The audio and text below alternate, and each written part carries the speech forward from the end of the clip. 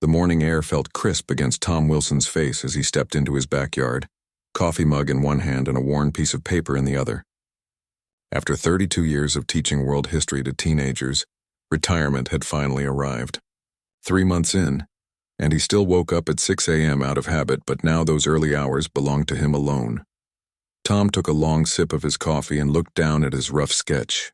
The koi pond had been a dream for nearly a decade, something his wife Linda had always wanted, but they'd never found time to build.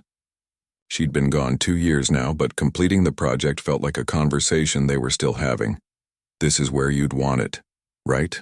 he murmured, standing beneath the sprawling oak tree that dominated the corner of his yard. Its dappled shade would help keep algae down in the summer, and the location was visible from the kitchen window, perfect for watching the fish while doing dishes. Tom set down his mug on the patio table and walked the perimeter of his planned excavation, hammering small wooden stakes into the ground and connecting them with bright yellow string. The outline looked smaller in reality than it had in his imagination, but still substantial enough to require serious digging. He rolled up his sleeves and headed for the garage, where his tools waited. The previous owners had left behind a decent collection when Tom and Linda bought the place 20 years earlier, and he'd maintained everything carefully. The house itself dated back to the late 1940s, part of a development built for returning veterans after World War II. Their neighborhood had character, unlike the cookie-cutter subdivisions that had sprung up on the edge of town. "Okay," Tom said aloud to himself as he wheeled out a rusty wheelbarrow. "Let's see if these old muscles still work." His neighbor Frank spotted him from across the fence and wandered over, coffee in hand. Frank had retired 5 years earlier and spent most of his days tending to what he called his victory garden, though it was far larger than any wartime vegetable patch. "Finally starting that pond?" Frank asked, leaning against the fence. "About time. Been talking about it since we met," Tom nodded. "Figured I'd better do it while my back still works." "Want to help?" Frank laughed and shook his head. "Not a chance, but I'll gladly supervise from over here." By mid-morning, Tom had removed the layer of grass within his marked area and begun digging into the soil beneath. The earth was surprisingly soft. It had rained the week before, and his shovel slid in easily. Sweat trickled down his back despite the cool air, and he paused occasionally to drink water from the garden hose. The rhythm of digging was therapeutic. Push the shovel in with your foot, lift, toss the dirt aside, repeat. His mind wandered as he worked, thinking about what fish he'd get, how the water lilies would look in bloom, whether he should add a small waterfall feature.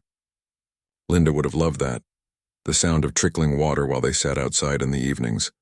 He'd been at it for nearly 3 hours, the hole now almost 2 feet deep at its center, when his shovel struck something with a sound unlike dirt or stone. A hollow metallic clang echoed up from below, startling him out of his daydreams. "What the?" Tom muttered, tapping the spot again more gently. The same sound replied. He knelt down, ignoring the protest from his knees, and began clearing away soil with his hands. His fingers soon met something smooth and curved, definitely metal. As he brushed away more dirt, he revealed what looked like the corner of a box or container. Frank's voice called from the fence. "You hit a pipe?" "Said he'll charge you if you break something." "It's not a pipe," Tom called back, continuing to dig around his discovery with growing excitement. "It's some kind of box, buried pretty deep." This caught Frank's attention. He set down his coffee and came through the gate between their yards, curiosity overriding his earlier reluctance to participate. "Could be anything," Frank said, peering into the hole. "Old toolbox, time capsule, buried treasure." He grinned at the last suggestion. Tom worked more carefully now, using a smaller garden trowel to clear soil from around the object. The more he uncovered, the larger it appeared to be, roughly the size of a small suitcase. Its surface was dark with corrosion, but definitely metal.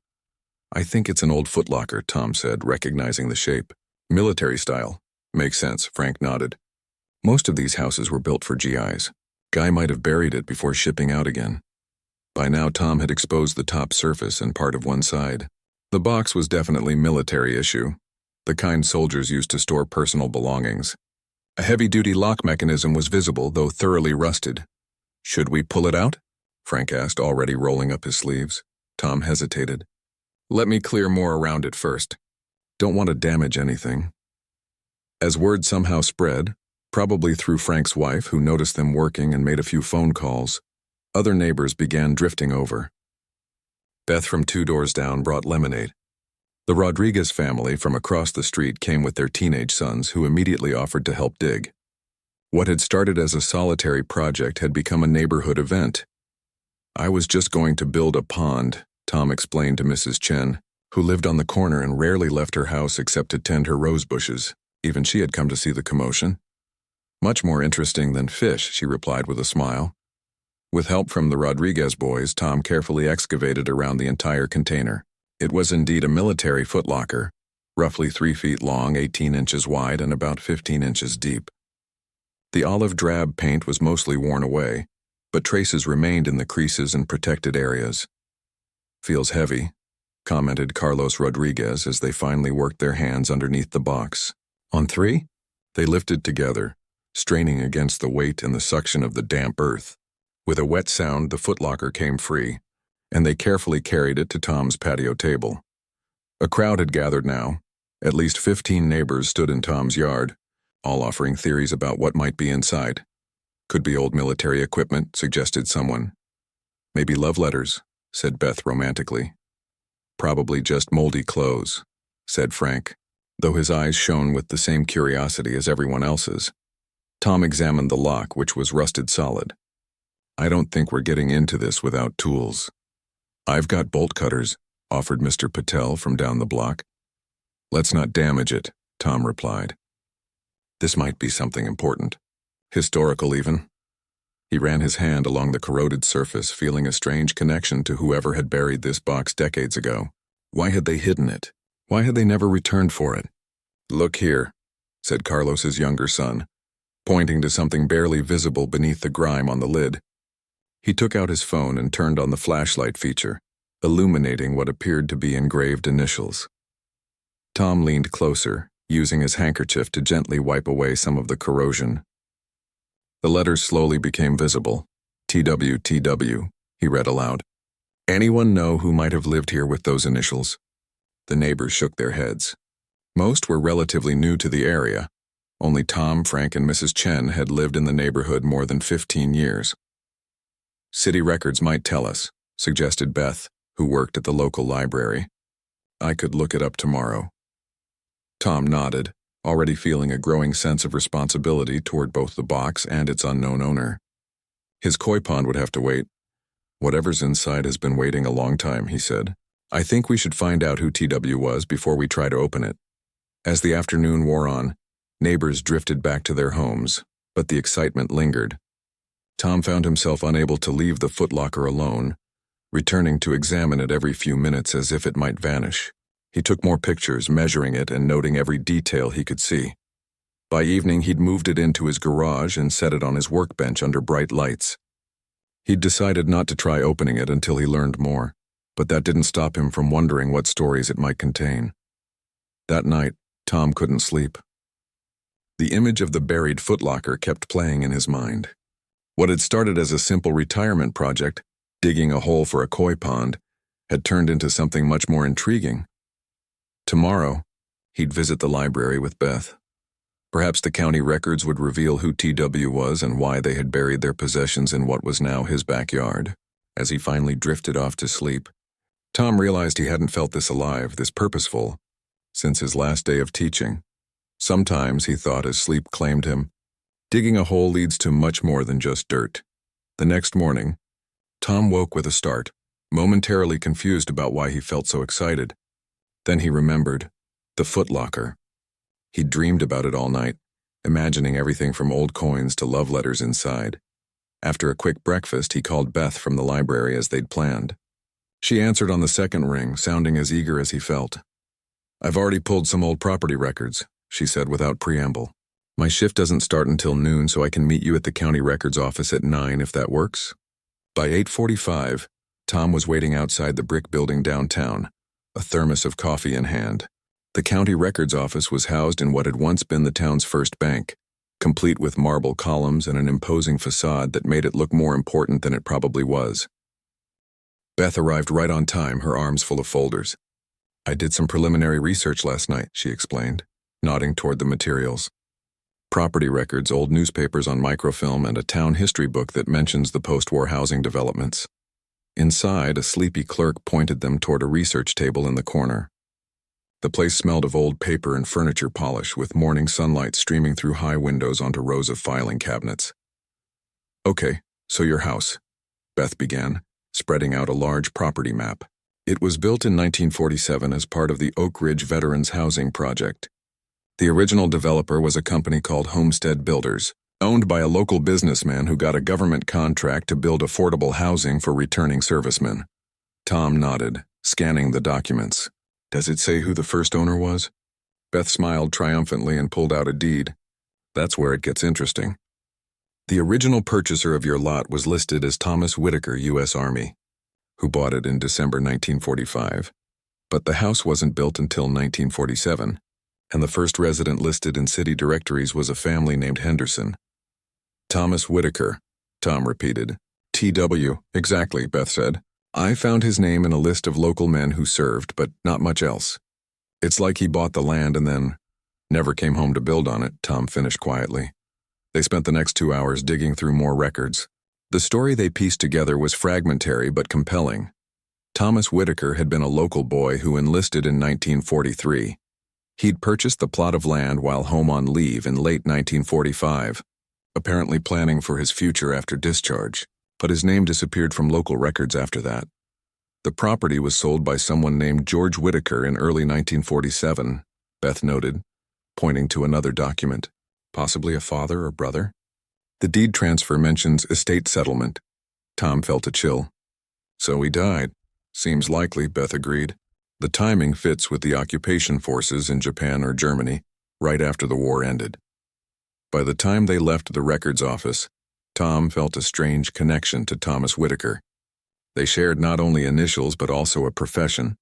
One newspaper clipping mentioned that before enlisting, Thomas had been studying to become a teacher. So he buried this footlocker on his land. Tom mused as they walked to their cars, land he owned but never got to build on. And nobody knew it was there all these years. "Until you decided to dig a pond," Beth said. Back at home, several neighbors had already gathered in Tom's driveway, drawn by the promise of opening the mysterious container. Frank had brought WD-40 and a selection of tools. The Rodriguez boys were there too, along with their father and at least 6 other neighbors. "Word travels fast," Tom remarked as he pulled in. "Small town," Frank shrugged. "Not much happens around here. Finding buried treasure is basically our Super Bowl." They set up a card table in the garage, covering it with an old blanket to protect both the table and the footlocker. Tom carefully placed the box on top while everyone gathered around. "We found out who T.W. was," Tom announced, and shared what they'd learned about Thomas Whitaker. The group fell silent, suddenly aware they were handling something that belonged to a young man who'd never returned from war. "We should try to find his family," someone suggested. "If there is any left," Frank added. "It's been nearly 80 years, Tom nodded. "I'll look into that. But first let's see what's inside. I think Thomas would want someone to find what he considered worth preserving." With Frank's help, Tom began working on the rusted lock. They started with WD-40, liberally spraying the mechanism and letting it soak in. After 20 minutes of gentle tapping and careful manipulation with screwdrivers, they heard a promising crack as decades-old rust began to give way. "Almost got it," Frank muttered, inserting a thin pry tool. With a loud snap, the lock finally broke open, making everyone jump. Tom looked around at the expectant faces. "Ready?" He slowly lifted the lid, which protested with a metallic groan. The smell of old paper and musty fabric wafted out. Not unpleasant, but distinctly aged. Everyone leaned in as Tom carefully pulled back a piece of what appeared to be an old army blanket that covered the contents. The first item was a bundle of letters tied with faded ribbon, the paper yellowed but intact. Beneath that lay several notebooks with worn leather covers. To one side was a small wooden box about the size of a deck of cards. There were photographs, too, protected in what looked like an old cigar box, and various military items, insignia patches, a compass, and what appeared to be service medals still in their original boxes. "Look at all this," Beth whispered. "It's like a time capsule." Tom gently lifted out the bundle of letters. The return address on the top envelope read Eleanor Phillips with a street in the next town over. His sweetheart, maybe? suggested Mrs. Chen, who had arrived late but squeezed her way to the front. Tom set the letters aside without opening them. They felt too personal for a public reading. Next came the wooden box, which opened to reveal a man's ring with a small diamond set in gold. An engagement ring, Beth gasped. He was going to propose. The photographs showed a young man in uniform, handsome with a confident smile and clear eyes that gazed directly at the camera. In several, he stood with a pretty young woman, both looking happily at each other. That must be Thomas and Eleanor, Tom said, feeling like he was finally meeting the man whose possessions he'd found. Other photos showed Thomas with fellow soldiers, or with an older couple presumed to be his parents. One larger photo in a cardboard frame showed a group of young men in front of a schoolhouse with County Teachers College, class of 1942, written at the bottom. Thomas was easily identifiable in the front row. The notebooks proved to be journals filled with neat handwriting. Tom read a few lines from one. Shipping out tomorrow. Told Elle I'd be back by Christmas, but nobody really knows. Bought the land on Oak Street yesterday. Mr. Jenkins at the bank gave me a good rate. Going to build a house there when I get back, with a big yard for kids to play in. Tom looked up from the journal, meeting the eyes of his neighbors. No one spoke for a moment. He was planning his whole future, Carlos Rodriguez said finally, his voice quiet. Tom nodded, turning to another page. Listen to this. Buried my footlocker with some things I want to keep safe. Elle doesn't know about the ring yet. Want it to be a surprise when I get home? Put in some other valuables too, just in case. Nobody knows but me where it's hidden, right where the oak tree will go someday. The oak tree, Frank repeated, looking through the garage door toward the massive tree in Tom's yard. That oak tree? It must be at least 70 years old. Someone must have planted it after the house was built, Tom reasoned, right where Thomas planned to plant one himself. As they continued to explore the contents, Tom found another small metal box inside the footlocker. It was locked with no key in sight. What do you think is in there? Frank asked, weighing it in his hand. Feels substantial. Could be the other valuables he mentioned, Beth suggested. The afternoon wore on as they carefully cataloged everything from the footlocker. Tom took photographs of each item before placing them back exactly as they'd been found. The smaller locked box remained a mystery. They decided not to force it open until they'd exhausted other options. We need to find out what happened to Eleanor Phillips, Beth said as the group finally began to disperse around dinner time. The letters are all postmarked from 1944 to early 1946. She might have family still in the area. I'll help with that research, offered Mr. Patel, who mentioned he'd done genealogy work before. We can check marriage records, obituaries, that sort of thing.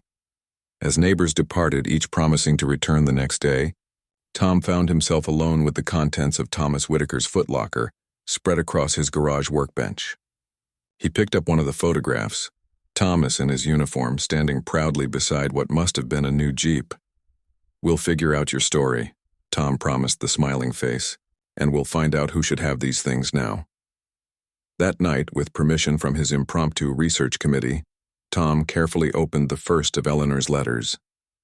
Her handwriting was delicate but clear, the blue ink faded but still legible. As he read her words of love, hope, and plans for the future, he felt both like an intruder and like someone entrusted with an important task. The final letter was dated March 1946. Everyone's coming home, she wrote. When will it be your turn, my darling? The land you bought is perfect. I walk by it sometimes and imagine our house there with the garden I'll plant and the porch where we'll sit in the evenings. Please write when you know your return date. All my love, always, Elle. Tom carefully folded the letter and returned it to its envelope, his throat tight. Tomorrow they would search for Eleanor Phillips and try to discover what had happened to the young couple whose future had once been planned for the very spot where he now lived. Morning. Light filtered through the kitchen blinds as Tom sat at his table, surrounded by photocopies of Thomas Whitaker's journals and notes from yesterday's discoveries. He hadn't slept well, his mind filled with images of the young soldier and the girlfriend waiting for his return. The doorbell rang just after 8. Beth stood on his porch with a cardboard tray holding 3 coffees and a paper bag from the local bakery. Reinforcements are coming, she announced. Mr. Patel is bringing his laptop and portable scanner. Frank's wife called her cousin who works at the Veterans Affairs office in the city. Even my boss at the library is pulling county death records for us. Tom smiled, touched by how quickly the neighborhood had rallied around this mystery. Come in. I've been reading more of Thomas's journals. They settled at the kitchen table and Tom pushed a notebook toward her. His last entry was February 12, 1946. He mentions being stationed in Germany, helping with reconstruction efforts. Says he was due to ship home in April. But he never made it, Beth said quietly. Doesn't seem like it. The doorbell rang again. This time it was Mr. Patel with his equipment, followed minutes later by Frank and his wife, Laura. By 9 o'clock, Tom's living room had transformed into an impromptu research center. Laura set up Mr. Patel's laptop while Frank arranged chairs in a circle. I called my cousin at the VA, Laura explained as she worked. She can't access records directly, but she's sending instructions for how we can request Thomas's military file. There's a form we need to fill out. Mr. Patel was already typing rapidly. I found 3 Eleanor Phillips who lived in this county during the 1940s. One was 72 years old in 1945, so that's not her. Another was just a child. But the third, he turned his laptop around to show a digitized page from a 1940 census. Eleanor Phillips, age 19, living with parents on Maple Street in Riverside. That's only 5 miles from here, Tom said, excitement building. Has to be her. I'll search for marriage records, Beth offered. If she waited for Thomas but he never returned. She might have eventually married someone else, Laura finished. The group worked through the morning, occasionally stepping outside when more neighbors dropped by with food or offers to help. By lunchtime, they'd compiled a modest timeline of Thomas Whitaker's life. Born 1922, attended local schools, enrolled in Teachers College in 1940, enlisted in 1943, and purchased the land in December 1945. His military service had taken him through France following D-Day, and ultimately to occupation duty in Germany. Still no death record, Mr. Patel noted, frowning at his screen. But I did find a mention in the local newspaper from June 1946. It's just a small item saying that a memorial service was held for Army Lieutenant Thomas Whitaker, presumed lost while returning home from European duty. Presumed lost? Frank repeated. So they never found a body? Ships and planes went down sometimes, Tom said softly, especially right after the war when they were moving so many troops. If he was on a transport that went down over the Atlantic? The room fell silent as they absorbed this information. Thomas hadn't died in combat. He'd survived the war only to be lost on his way home, with his land waiting and Eleanor expecting his return. I found her, Beth announced suddenly, her finger tracing across a page of county records. Eleanor Phillips married Howard Blackwood in September 1948, more than 2 years after Thomas's last letter. She waited, Laura murmured, and then moved on, Tom added. As she should have, Beth continued reading. They had 3 children, 2 boys and a girl. Howard died in 1985, and Eleanor... She paused, looking up. Eleanor Blackwood, formerly Phillips, died in 2001, 21 years ago. Tom felt a strange disappointment. He'd been hoping somehow that Eleanor might still be alive, that he might be able to return these memories to the woman who had written those loving letters. What about the children? Frank asked. They'd be in their 70s now, right? Beth nodded. The oldest son died in 2010, according to an obituary I found. The daughter and younger son, I'm not finding death records for them. So they might be alive, Tom said, hope returning. Eleanor's children. Do we have names? The daughter was Patricia Blackwood, born 1950. The younger son was Robert Blackwood, born 1953. Mr. Patel was already typing the names into search engines. Patricia Blackwood. Let's see. There's a Patricia Danvers, née Blackwood, who appears in a church bulletin from Riverside First Methodist in 2018. It mentions her as a longtime member. That could be her, Laura said. What about the son? Robert Blackwood. Too many results. But if we narrow it down to this area... Mr. Patel continued searching while the others gathered around. Frank's phone rang, interrupting their research. After a brief conversation, he turned to the group with raised eyebrows. That was my friend at the Historical Society. I called him about the smaller metal box we found inside the footlocker. He says based on my description, it sounds like an Army-issue personal valuables container. They were given to officers for important documents or valuables. And he thinks he knows how to open it without damaging it. Tom glanced at the mysterious box sitting on his mantelpiece. Tell him to come over. While they waited for Frank's friend, Mr. Patel continued his search for Robert Blackwood. Found something, he announced after 20 minutes. A Robert H. Blackwood is listed as a retired high school principal in the next county. There's a picture of him from a school yearbook from 2008. He turned his laptop around to show a gray-haired man with glasses and a friendly smile. He'd be about the right age. We should try to contact both of them, Tom said. Patricia and Robert. They deserve to know about Thomas and what we found. The doorbell rang again and Frank went to answer it. He returned with a thin man in his 60s carrying a small toolbox. His friend Christopher from the Historical Society.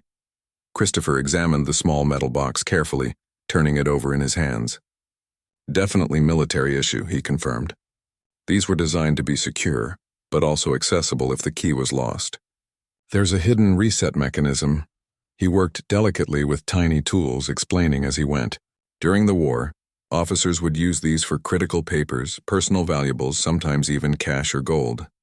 If they were killed in action, these boxes would be returned to their families along with their other effects. After 10 minutes of careful manipulation, there was a small click. Christopher looked up with a satisfied smile. Got it. He handed the box to Tom, who hesitated before opening it. Whatever was inside had been important enough for Thomas to specifically mention in his journal as valuables. Go ahead, Beth encouraged. We've come this far. Tom slowly opened the lid. Inside, nestled on a piece of dark cloth, lay several items. A gold pocket watch with a chain, a small leather pouch, and what appeared to be a folded document. Tom carefully removed the watch first. It was beautifully crafted, with intricate engravings on the case. When he opened it, an inscription inside read, To Thomas, may you always find your way home, love, Father. 1940. Next came the leather pouch. Tom loosened its drawstring and tipped the contents into his palm. 3 gold coins gleamed in the afternoon light. Are those... Frank began. Gold eagles, Christopher confirmed, leaning closer. $5 coins. They're collector's items now, but more importantly, they were real gold, something that would hold value no matter what happened after the war. Investment for his future, Tom murmured, carefully returning the coins to their pouch. Finally, he unfolded the document. It was a deed, the original deed to the property showing Thomas Whitaker's ownership of the very land they were standing on. He kept everything that mattered to him, Beth said softly. Things from his past and things for his future with Eleanor. As the afternoon progressed, the research continued. Laura made several calls to churches in Riverside, eventually confirming that Patricia Danvers still attended First Methodist and lived in a retirement community nearby. Mr. Patel found a phone number for Robert Blackwood and, after a brief debate about the best approach, Tom volunteered to make the call. He stepped onto his back porch for privacy, heart pounding as the phone rang. After 3 rings, a male voice answered. Mr. Blackwood, my name is Tom Wilson. You don't know me, but I recently found something that I believe belonged to a man named Thomas Whitaker. He paused, then added, a man who knew your mother, Eleanor Phillips, before she married your father. The silence on the other end stretched for several seconds before Robert Blackwood replied, his voice suddenly attentive. Thomas Whitaker. Mom had a picture of him in her dresser drawer her whole life. Dad knew about it, said he respected that she'd loved someone before him. Another pause. How did you get something of his? Tom explained about digging in his yard, finding the footlocker and the research they'd done. As he talked, he walked toward the oak tree that stood where Thomas had once planned to plant one. We found letters your mother wrote to him, journals, photographs, even an engagement ring he never got to give her, Tom finished. Would you and your sister want to see these things? They rightfully belong to your family now. Robert's voice was thick with emotion when he finally answered. Mom told us stories about her first love who never came home from the war. She named me Robert Thomas, said it was to carry on part of him. He cleared his throat. Patricia and I would very much like to see these things. Mr. Wilson, more than you can imagine. As Tom ended the call and walked back inside to share the news, he glanced once more at the half-dug hole in his yard where his koi pond was supposed to be. Somehow it didn't seem important anymore. What mattered was the connection they'd uncovered, a Story buried for decades that was finally going to find its way home. He couldn't help wondering if Thomas Whitaker would be pleased to know that all these years later, the land he'd bought with such hope was still bringing people together. The morning of the meeting, Tom found himself rearranging the items from the footlocker for the third time. Everything had been carefully cleaned and organized on his dining room table. The letters in chronological order, the photographs in small frames borrowed from Beth, the journals stacked neatly beside the wooden box containing the engagement ring. "You're nervous," Frank observed from the doorway. He'd stopped by on his way to a doctor's appointment, ostensibly to drop off fresh coffee cake his wife had baked for the occasion. "Wouldn't you be?" Tom asked, adjusting a photograph slightly. "These people are about to see pieces of a life they never knew. Their mother's first love, a man who might have been their father in another world." Frank nodded, understanding. "What time are they coming?" 11. "Patricia's daughter is driving them both here." Tom checked his watch. "Just over an hour." After Frank left, Tom found himself walking through his house, seeing it through new eyes. This land, his land, had once belonged to Thomas Whitaker. The young soldier had walked this very ground, planning where to build a home for himself and Eleanor. Now, more than 75 years later, strangers connected only by circumstance would gather to remember him. The doorbell rang at precisely 11 o'clock. Tom took a deep breath and opened the door to find 3 people standing on his porch. An elderly man with silver-rimmed glasses whom he recognized as Robert Blackwood from the yearbook photo. A woman of similar age with short white hair and Eleanor's eyes from the photographs. And a younger woman in her 40s who introduced herself as Lisa, Patricia's daughter. "Mr. Wilson," Robert said, extending his hand. "Thank you for inviting us. Please call me Tom, and thank you for coming." "This must be strange for you." Patricia's eyes were already moving past him, scanning the living room visible through the doorway. Are those the things you found?" Tom nodded and stepped aside. "Everything's in the dining room. Would you like to see?" The siblings moved with the careful gait of people in their 70s, but there was unmistakable eagerness in their steps. As they entered the dining room, Patricia's hand flew to her mouth. "Oh," she whispered, her eyes fixed on a photograph of Thomas in his uniform. "He looks just like Mom described him." Robert stood very still, staring at the collection. "All these years, we heard stories, of course. Mom never hid that she'd been in love before Dad, but to actually see..." His voice trailed off. Tom pulled out chairs for them. "Please sit. Take your time. Everything here belongs to you now." The next 2 hours passed in a blur of emotions as Robert and Patricia explored the items from the footlocker. They took turns reading passages from Thomas's journals, sometimes laughing, sometimes blinking back tears. Patricia held her mother's letters but didn't read them aloud. Those words were too private even now. "Mom told us he bought land here," Robert said, carefully examining the deed. "She said sometimes after they were married, Dad would drive her past this neighborhood and she would point out where Thomas had planned to build their house." "Did she know about the footlocker?" Tom asked. Patricia shook her head. "If she did, she never mentioned it. I think it would have been too painful." "This watch," Robert said, opening the gold timepiece. "This would have been from his father. Family heirlooms were important back then." He closed it gently and held it in his palm, weighing both the physical object and its significance. Lisa, who had been quietly observing, spoke up. "My grandmother, Eleanor, kept a box of mementos in her closet. After Grandpa Howard died, she would take it out sometimes and show me things. A pressed flower, movie ticket stubs, a handkerchief with TW embroidered in the corner. She said they were from her Thomas, as she called him. She loved our father completely," Patricia added quickly. "They had a good marriage. But she never pretended Thomas hadn't existed." Tom nodded. "That's a kind of loyalty too, keeping someone's memory alive." As they continued exploring the items, the doorbell rang again. This time it was Beth, accompanied by Christopher from the Historical Society. They had news. "We found something," Beth announced, slightly out of breath. "After you called Robert yesterday, I kept searching through military records. Christopher knew someone at the National Archives who could access reports of military transport incidents right after the war." Christopher placed a folder on the table.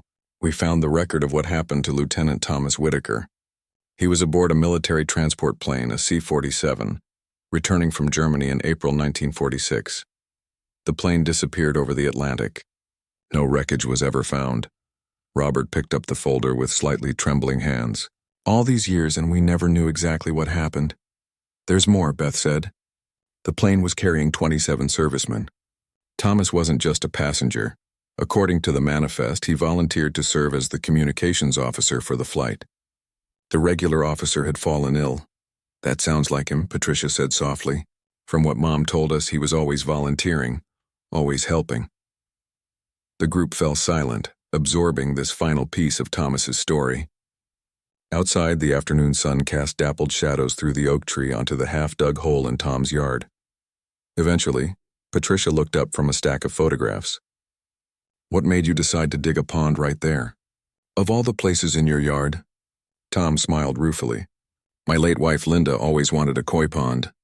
We talked about putting it under the oak tree because the shade would be good for the fish. After she passed, I finally decided to build it in her memory.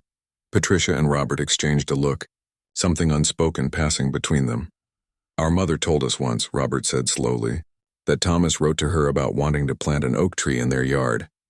He said in Germany, he'd seen these old farms with massive oaks that had sheltered generations of the same family. He liked the idea of planting something that would outlive them, that their children and grandchildren would climb. Tom looked out the window at the towering oak.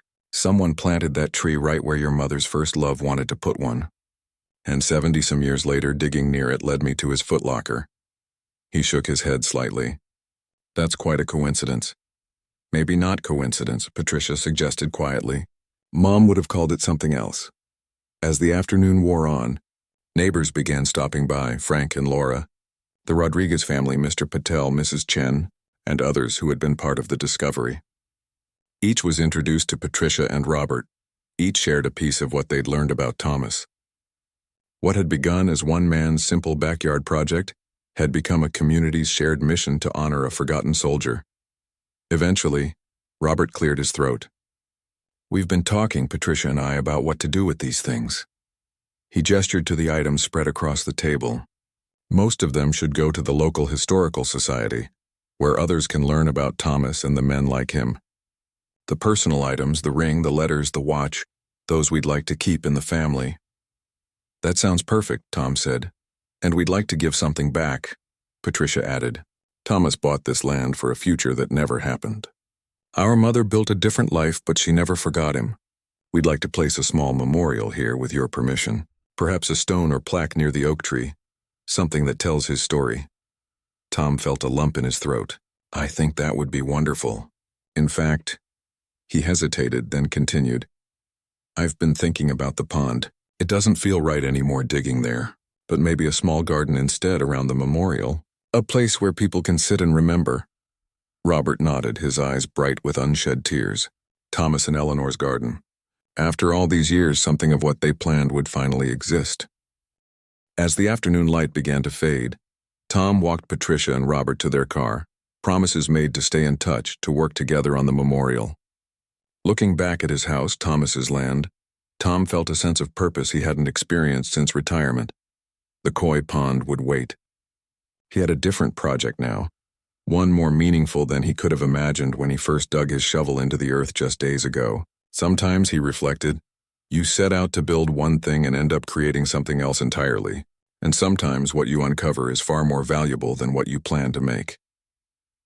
3 months had passed since the day Tom's shovel first struck the footlocker. The half-dug hole for his koi pond was long gone, replaced by something far more meaningful.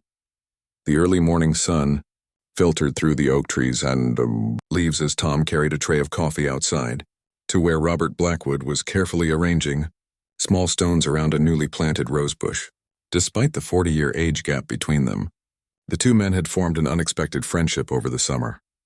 Morning, Tom called, setting the tray on the wrought iron table they'd placed at the edge of what they now called Thomas and Eleanor's garden. Robert straightened, one hand pressing against his lower back. Can't kneel like I used to, he admitted with a wry smile. But it's worth the effort. Tom looked around at their creation with quiet pride. The garden wasn't large, about 15 feet in diameter around the base of the oak tree, but it had been designed with care. A stone path wound through beds of perennials, many chosen from descriptions in Eleanor's letters of flowers she hoped to plant someday. A circular bench wrapped partway around the massive trunk, offering a place for reflection, and at the heart of the garden stood a simple granite marker, not quite 3 feet tall. Engraved on its face was a message they had all worked together to create. Let Thomas Whitaker, 1922-1946, he bought this land for love and hope, planted dreams that others harvested, and is remembered still. The best love stories never truly end. Eleanor Phillips Blackwood. The quote had come from a journal they'd found among Eleanor's possessions after Patricia and Robert had returned home and searched through their mother's things. Eleanor had kept a diary for most of her adult life, and in it, she occasionally wrote about Thomas, even decades after his disappearance. "Lisa's bringing Patricia around 11, Robert said, accepting the coffee Tom offered. "The reporter from the county paper is coming at noon." Word of their discovery had spread beyond the neighborhood. The local historical society had created a small exhibit, featuring some of Thomas's belongings and the story of how they were found.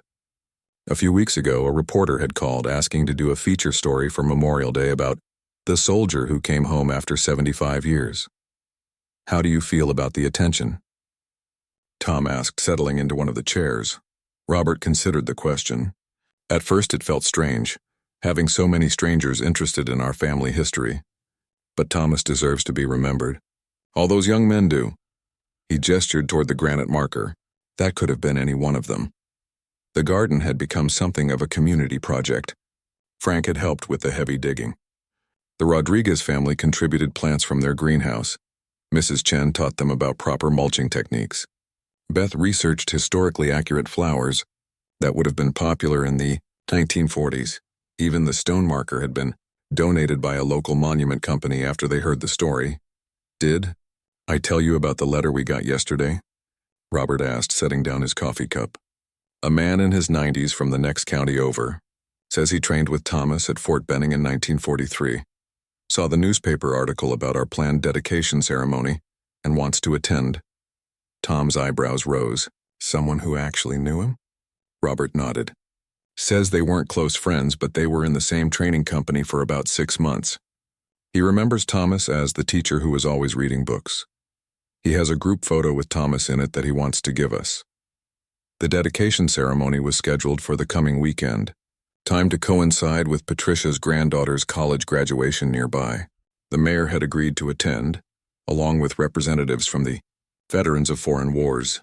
Christopher from the Historical Society would speak briefly about the importance of preserving stories like Thomas's, but the heart of the ceremony would be Robert and Patricia sharing memories of their mother and the love story that had shaped their family in ways they hadn't fully understood until now. "Sometimes I wonder," Tom said, looking up at the towering oak, "if Thomas somehow knew." "Knew what?" "That he wouldn't make it back. Why else bury a footlocker with everything that mattered to him? The deed, the ring, his journals. It's like he was preserving pieces of himself just in case." Robert considered this. "Mom used to say something similar about Dad, my father, Howard. He kept copies of important papers in 3 different places. When she teased him about it, he'd say, 'Just because I survived one war doesn't mean I'm guaranteed tomorrow.' Maybe that's just how that generation thought after seeing so much loss." They sat in companionable silence, watching birds flit through the oak's branches. The tree had taken on new significance for Tom. Once just a feature of his yard, it now felt like a living monument, a connection between past and present. Sometimes in the evening, he would sit on the bench beneath its spread and imagine a young Thomas Whitaker standing in the same spot, envisioning the home he would build, the family he would raise. By mid-morning, the neighborhood began to stir with activity centered on the garden. Lisa arrived with Patricia, who brought homemade cookies for everyone. Frank and Laura showed up with extra chairs for the reporter. The Rodriguez boys, home from college for the summer, helped arrange everything just so. The reporter, a thoughtful woman in her 30s, arrived precisely at noon. She listened attentively as Tom recounted finding the footlocker, then as Robert and Patricia shared stories about their mother and the recent discoveries about Thomas. "What I find most compelling," the reporter said, "is how this connects so many people across time. A young man in 1946 leaves behind his possessions, which are found by chance in 2022, bringing together an entire community and giving closure to a family. It's like a conversation across generations. Tom hadn't thought of it quite that way, but she was right. This wasn't just about Thomas or Eleanor or even their children. It was about connections, how lives intersect in unexpected ways, how choices ripple forward through decades, how stories thought lost can resurface and create new meaning. "Will you keep the garden permanently?" the reporter asked Tom. "Absolutely," he replied without hesitation. "In fact, I've added a provision to my will that whoever buys this house after me must maintain the garden and marker." Some stories deserve to be remembered. After the reporter left, promising the article would run the following Sunday, the small group lingered in the garden. Patricia sat on the bench, her hand resting on the smooth granite marker. "I wish Mom could have known about this," she said quietly. "Not just that we found Thomas's things, but that people cared enough to create all this to remember him, to remember both of them." "I think she knows," Lisa said, sitting beside her mother, "and I think she would love it." As afternoon shadows lengthened, Tom found himself alone in the garden after everyone had gone. He sat on the bench, looking at the hole he had started digging all those months ago, a hole that was supposed to become a simple koi pond but had instead uncovered something far more valuable. His retirement had taken an unexpected turn. What might have been quiet days of solitude had transformed into new friendships, shared purpose, and a deeper connection to the place he called home. He had set out to build a memorial to his late wife with that pond, but life, or perhaps fate, had other plans. The garden would serve as a memorial not just to Thomas and Eleanor, or even to Linda, but to all the connections that sustain us, expected and unexpected, to plans that change, dreams that evolve, and stories that refuse to be forgotten. Tom reached down and touched the soil, Thomas's soil, his soil, feeling its connection to everyone who had ever stood on this spot or ever would. The young soldier's final journey home hadn't been what anyone expected, but in its own way, it was complete. As twilight fell, Tom made his way back to the house, glancing once more at the garden glowing in the day's last light. His koi pond would never be built, and that was perfectly fine. Some holes once dug revealed treasures far greater than their diggers ever imagined.